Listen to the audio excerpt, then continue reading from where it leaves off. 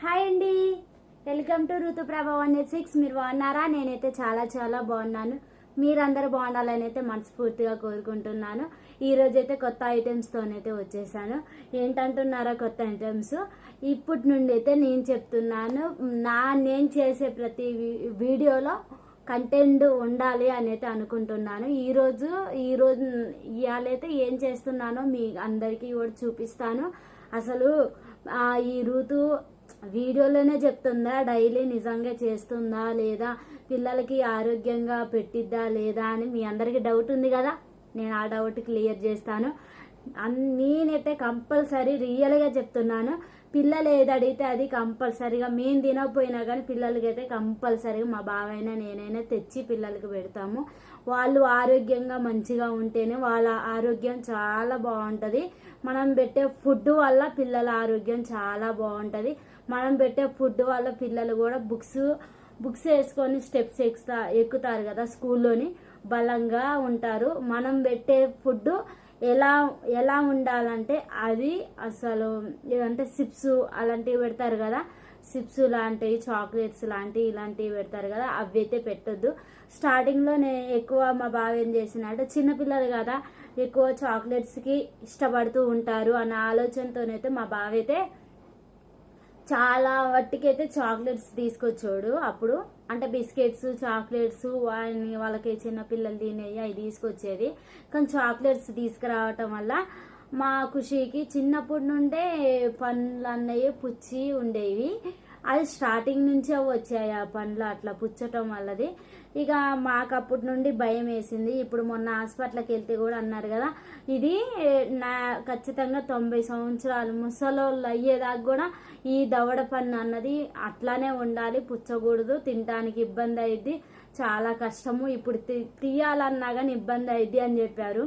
ఈ బాధాకరం విషయం అయితే నాకైతే తెలిసింది. అప్పుడు తెలిసిన కానుండి కూడా నేను ఎక్కువ పిల్లలకి హెల్తీ ఫుడ్డే పెడతాను. మీరు చాలా వీడియోలో గమనించండి, నేను ఎక్కువ ఈ శనగపప్పులు, పల్లీలు, లేకపోతే పచ్చెనగలు, ఏరుశనగలు ఇవి ఉంటాయి కదా, మళ్ళీ లేకపోతే బాదము, పిస్తా పప్పు, ఇవన్నీ అయితే కంపల్సరిగా నేను వీడియోలో చూపిస్తూనే ఉంటాను. నేను డైలీ చేస్తాను, అబద్ధం ఏమీ లేదు. అల్లను అది ఎప్పుడైనా మనం హెల్దీ ఫుడ్ పెడితే పిల్లలు ఆరోగ్యంగా ఉంటారు. నాకు ప్రయత్నం, నా విధంగా నేను ఎలా కుదిరిద్దో అలానే పిల్లలకి నచ్చేలాగే పెడుతూ ఉంటాను.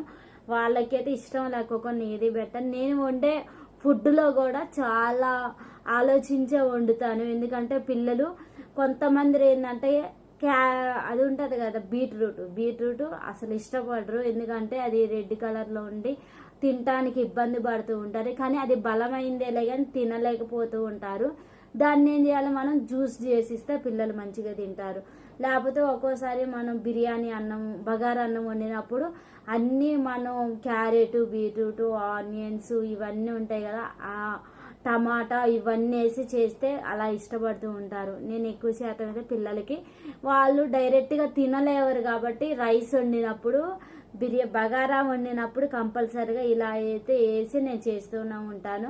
కొత్తిమీర, పుదీనా ఇవి కూడా ఎక్కువ వేసి చేస్తాను. ఆకుకూరలు తినడం వల్ల పిల్లలకు బ్లడ్ పెరిగిద్ది, క్యారెట్, బీట్రూట్ తినడం వల్ల కూడా బ్లడ్ పెరిగిద్ది. అట్లా పిల్లలకి ఏది అవకాశంగా ఎట్లా ఉంటారు, ఆరోగ్యంగా ఎలా ఉండాలి అన్నదైతే నేను ఆలోచించి పెడుతూ ఉంటాను ఎప్పుడైనా కానీ. ఈరోజు కూడా మీ ముందుకైతే కొన్ని ఫ్రూట్స్ తీసుకొచ్చాను. ఎందుకు తీసుకొచ్చానంటే, నేనేదో అబద్ధం చెప్తున్నాను అని అనుకుంటారని నేను చూపించాలనే తీసుకొచ్చాను. ఇవి చూస్తున్నారు కదా, ఇప్పుడు పప్పాయ ఉంది. నిన్న వీడియోలో కూడా మీకు చూపించాను, పిల్లలకి కోసి పెట్టాను. ఇక ఇదే నేను 50 రూపాయలకి 4 తీసుకున్నాను, నిజం చెప్తున్నాను. ఎందుకంటే అంకులు మా ఇంటి ముందుకే వస్తాడు ఎప్పుడైనా కానీ, మేము చూసి తీసుకుంటాను, మాట్లాడతాను. ఇక ఈ ఒక్క కాయ ఇప్పుడైతే మిగిలింది. మార్నింగ్ అయినా ఈవినింగ్ అయినా కంపల్సరీగా స్నాక్స్కి అయితే ఇవి పెడుతూనే ఉంటాను నేను. ఎందుకంటే ఇది బ్లడ్ పెరిగిద్ది, మంచిది, ఆరోగ్యానికి మంచిది అని అయితే పెడుతూ ఉంటాను. అలానే మ్యాంగో కూడా చాలా తీసుకొచ్చిండు. అన్నీ అయితే అయిపోయి ఇది ఒక్కటే మిగిలింది ఇంకా మ్యాంగో అయితే. పిల్లలకి ఈరోజు మార్నింగ్ కూడా మ్యాంగోనే పెట్టేసాను. తర్వాత చూస్తున్నారు కదా, ఈ కాయ పేరు ఏదో ఉంది, డ్రాగన్ ఫ్రూట్. ఇది తింటే ఇంకా మంచిది. ఇది రెడ్ కలర్లో ఉంటుంది. ఈ కాయ తింటే బ్లడ్ పెరిగిద్ది, పిల్లలకు కూడా విటమిన్స్ ఎక్కువ ఉంటాయి, చాలా మంచిది ఆరోగ్యానికి. ఈ కాయ వచ్చేసి ఒక్క కాయ ఇది 40 రూపీస్ దాకా పడింది. ఇట్లా బావ అయితే ఒక 5-6 కాయలు అయితే తీసుకొస్తాడు. పిల్లల కన్నా ఎక్కువ నాకు ఇదే కావాలి, పిల్లలు మంచిగా ఆరోగ్యంగా ఉంటారు. మా బావ ఒక చాయ్ తాగటానికి 5 రూపీస్ చాయ్ తాగటానికి ఆలోచిస్తాడు బయటికి వెళ్ళినప్పుడు. కానీ పిల్లల విషయం వస్తే కంపల్సరీగా తీసుకొని అయితే వస్తాడు. ఇవైతే నేను చూపిస్తాను, అబద్ధం ఏమీ లేదు, రియల్గా చూపిస్తున్నాను. ఇవైతే 4 తీసుకొచ్చిండు. నిన్నైతే 1 కోసి పెట్టాను, 5 మొత్తం తీసుకొచ్చినాయి. ఇవైతే ఇక్కడ ఉన్నాయి. ఇవైతే పైనాపిల్. ఇవి చూస్తున్నారు కదా, ఈ కాయ తింటే పిల్లలకి ఇంకా మంచిది. కాకపోతే ఈ ముళ్ళులు ఉన్నాయి కదా, ఇవి ఎట్లా కుచ్చుకున్నట్లు ఉంటున్నాయి కదా, మనం మొత్తం క్లీన్ చేసి పెడితే పిల్లలు ఇష్టంగా మంచిగా తింటారు. ఈ కాయ కూడా చాలా మంచిది ఆరోగ్యానికి. నేను మొన్నైతే ఈ కాయ పెట్టాను. అంటే పిల్లలకి రోజు ఒకే ఐటమ్స్ లాగైతే నేను అస్సలు పెట్టను. ఒకరోజు అయితే ఒకరోజు ఈ ఫుడ్ పెడతాను, ఒకరోజు డ్రాగన్ పెడతాను, ఒకరోజు యాపిల్ కాయ పెడతాను. లేకపోతే ఒక్కోసారి ఏం చేస్తాను అంటే కర్బూజకాయలు ఇవి ఉంటాయి కదా, అవి కంపల్సరీగా పెడుతూ ఉంటాను. నాకు ఏది వీలుగా ఉంటుందో అది కూడా పెడుతూనే ఉంటాను. ఈ కాయలు కూడా తీసుకొచ్చింది బావ. ఈ కాయలు అయితే ఇంకా చాలా ఉన్నాయి చూడండి. ఇవి అయితే సాయంత్రం వచ్చిన తర్వాత పిల్లలకి వాళ్ళు ఇష్టంగా తినాలని జ్యూస్ లాగైతే నేను ఇవైతే పెడుతున్నాను. నేను పెట్టే ఫుడ్ కంపల్సరీగా మంచిగా ఉండేలాగా, పిల్లలు ఆరోగ్యంగా ఉండేలాగా పెడతాను. ఎందుకంటే సాయంత్రం వచ్చిన తర్వాత వాళ్ళు ట్యూషన్కి వెళ్తున్నారు.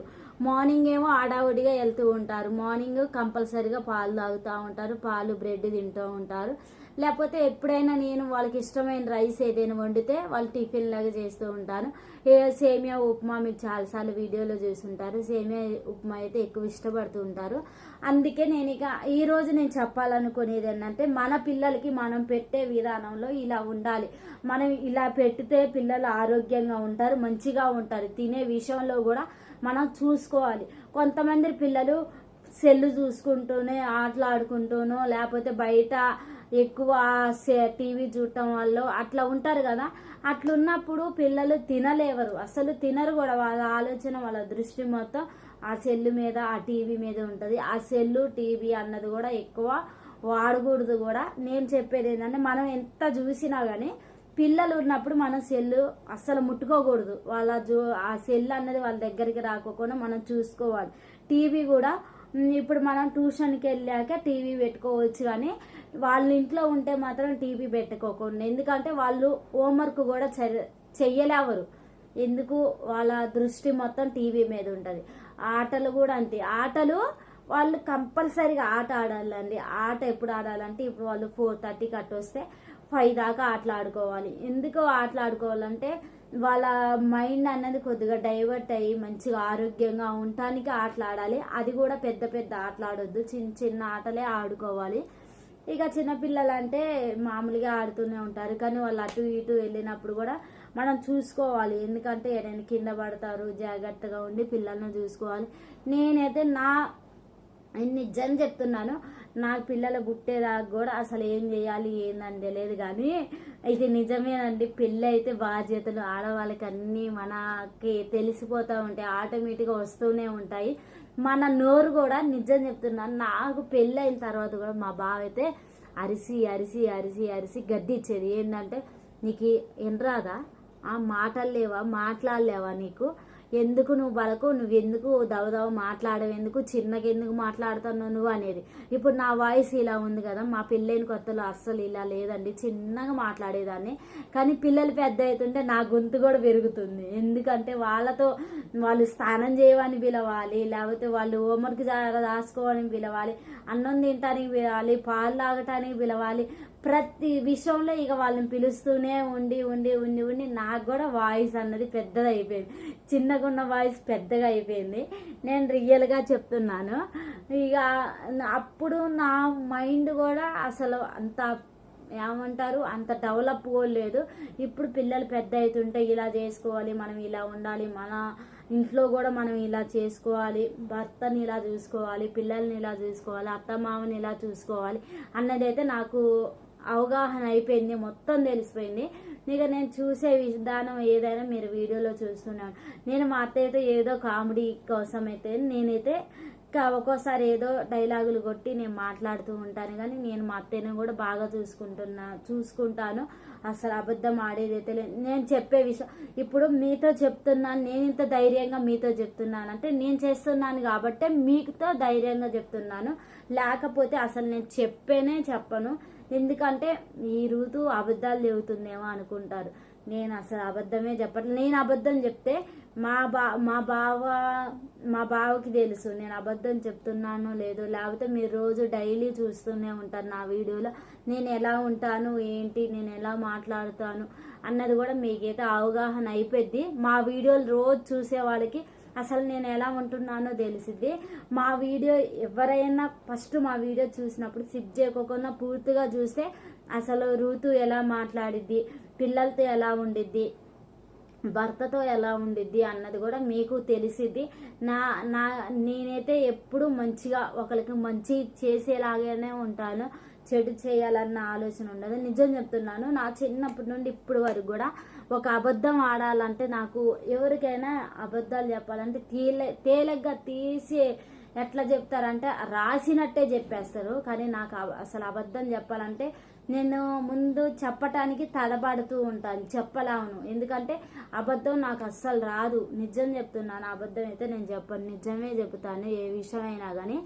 ఇంకోటి, మనం భార్యాభర్తలు ఎప్పుడైనా కానీ మన మధ్యన ఏది గొడవ జరిగినా లేకపోతే ఒక సమస్య ఏదైనా వచ్చిందా అంటే చెప్తున్నా, ఒక చిన్న విషయంలో మనకి ఏదైనా గొడవ జరిగిందనుకో, సపోజ్ నేనే చెప్తున్నాను, ఒకవేళ మా బావని బావ నాకు ఈ శారీ కొని అని నేను చెప్పాను అనుకో, లేకపోతే బావ నాకు ఏమన్నా నేను ఇలా అప్పు తీసుకొచ్చాను ఇలా కట్టుకోవాలరా అన్న మనకి చెప్పింది అనుకో, అది మన ఇద్దరి మధ్యనే ఉండాలి. మూడో మనిషికి మాత్రం అసలు తెలియకూడదండి. ఎందుకు చెప్తున్నానంటే మూడో మనిషికి తెలియటం వల్ల మన భర్తని మనం చీప్ చేసుకున్నట్లు ఉంటుంది, అంటే తక్కువ అంచనా వేసినట్టు ఉంటుంది. మనం ఎమ్మటే అలా చెప్పుకోకూడదు, అసలు చెప్పకూడదు. ఆడవాళ్ళు అలా చెప్పుకోకూడదు, వాళ్ళు కూడా మగవాళ్ళు గిల్టీగా ఫీల్ అవుతారు. మనం జాగ్రత్తగా ఉండి మనం చూసుకుంటే అసలు ఆడవాళ్ళకి ఆ డౌట్ అన్నదే రాదు. నా విషయంలో మా బావ అయితే నిజం చెప్తున్నాను చాలా బాగా నన్ను చూసుకుంటాడు, నేను కూడా అలానే చూసుకుంటూ ఉంటాను. ప్రతి విషయంలో నేను అడగక ముందే నాకైతే అంత కష్టపడుతూ కూడా పెయింటింగ్ పని చేస్తూ కూడా నిజం పిల్లలకైనా నాకైనా వాళ్ళ అమ్మకైనా కానీ మస్తు చూసుకుంటాడు. బరాబర్ అస్సలు సూపర్, అబద్ధం ఆడేదే లేదు. నేను అన్ని నిజాలే చెప్తున్నాను, బాగా చూసుకుంటాడు. వీడియోలో కొంచెం ఏమంటారు గట్టిగా మాట్లాడతాడు, వాయిస్ కూడా ఏరేలాగా ఉంటుంది, కానీ మనసు మాత్రం అసలు చాలా మంచి మనసు. ఆ మనసు అయితే అసలు ఎలా వచ్చిందో కానీ మా మామయ్య ఎంత మంచి పనులు చేస్తే, మా అత్తయ్య ఎంత మంచి పనులు చేస్తే అంత మంచి మనసు అయితే కొడుక్కి అయితే వచ్చింది. నేను గొప్పలుగా చెప్పుకోవట్లేదు. ఇంకోటి చెప్పాలంటే పిల్లల విషయంలో కూడా చాలా బాగా చూసుకుంటారు అసలు. ఇప్పుడు స్కూల్ విషయంలోనైనా, ఫీజు కట్టే విషయంలోనైనా, ఒకళ్ళ బస్సు ఫీజు విషయంలోనైనా కానీ, అలానే వాళ్ళకి బట్టలు తెచ్చే విషయంలోనైనా ప్రతి విషయంలో బాగా అయితే అలర్ట్గా ముందే ప్రిపేర్ అవుతారు. పిల్లలకి ఇలా ఉండాలి, మనం ఈ టెన్షన్ పడకూడదు, మనకున్నా లేకపోయినా పిల్లలకి పోగేయాలి, వాళ్ళకి డబ్బులు దాచిపెట్టి మనం కొనియాలి, బుక్స్ కొనియాలి అని చెప్తాడు. అట్లానే ఇక ఏదైనా కానీ ముందే బాగా అయితే డబ్బులు వస్తే ఖర్చు పెట్టుకోకుండా ఆ డబ్బులు దాచిపెట్టుకొని మరి పిల్లలకైతే కొనిస్తూ ఉంటాడు. నన్ను అలానే చూస్తాడు. ఏనాడు నేను ఇప్పుడు 9 సంవత్సరాలు అయింది మాకు పెళ్ళయి, ఏనాడు కూడా అమ్మ నాకు ఈ కష్టం వచ్చింది అమ్మ అని నేనైతే ఎప్పుడూ చెప్పుకోలేదు. ఎందుకంటే నన్ను అలా చూసుకుంటాడు, కష్టం రాకోకుండా చూసుకుంటాడు. ఏదైనా మా ఇద్దరి మధ్యన ఏదైనా చిన్న గొడవ ఏదైనా జరిగిందనుకో, అది 5 minutesే ఉంటుంది. ఎందుకంటే మళ్ళీ ఇద్దరం మేము కూర్చొని మాట్లాడుకుంటాం, అది క్లియర్ అయిపోద్ది. మా గొడవ ఏదేం జరిగితే అసలు మా అమ్మ వాళ్ళకి ఇంత కూడా జాడదేలేదండి. ఎందుకంటే అలా తెలియకోకుండా నేను ఉంటాను. మనం వాళ్ళ అమ్మ వాళ్ళకి ఏదైనా చెప్పి వాళ్ళని బాధ పెట్టే విధంగా అయితే మనం అస్సలు ఉండకూడదు. ఎందుకంటే మనకి పెద్ద గొడవలు ఏం జరగవు, చిన్న గొడవలు మనం మనం సరి చేసుకుంటేనే ఆ గొడవ అన్నది ఆగిపోయింది, మనం కూడా మంచిగా ఉంటాం, పిల్లలతో హ్యాపీగా ఉంటాము. అది నేను చెప్పాలనుకుంటున్నాను. మా వీడియో చూస్తున్న ప్రతి ఒక్కరికి థ్యాంక్ యూ సో మచ్. చూడని వాళ్ళు కూడా చూడండి, ఒక లైక్ కొట్టండి. లైక్ కొట్టడం వల్ల ఇంకొకరు బూస్టింగ్ అయింది, షేర్ అయింది. ఇంకోటి ఏంటంటే కామెంట్, అసలు నేను ఎలా మాట్లాడుతున్నాను, నా వాయిస్ ఎలా ఉంది, నేను ఎలా మాట్లాడుతున్నాను కూడా మాకు కామెంట్ అయితే చేయండి. నేను ఇంకో విషయం చెప్తున్నాను, మా వీడియో ఎక్కడ సిప్ చేయకోకుండా చూస్తే అసలు మా వీడియో ఆన్ చేసిన వాళ్ళు చూస్తే ఏం చేస్తున్నాను అన్నది కూడా మీకు తెలుస్తుంది. మా వీడియో చూసే ప్రతి ఒక్కరికి ధన్యవాదాలు చెప్తున్నాను. ఓకే అండి, నెక్స్ట్ వీడియోలో కలుద్దాం. బాయ్.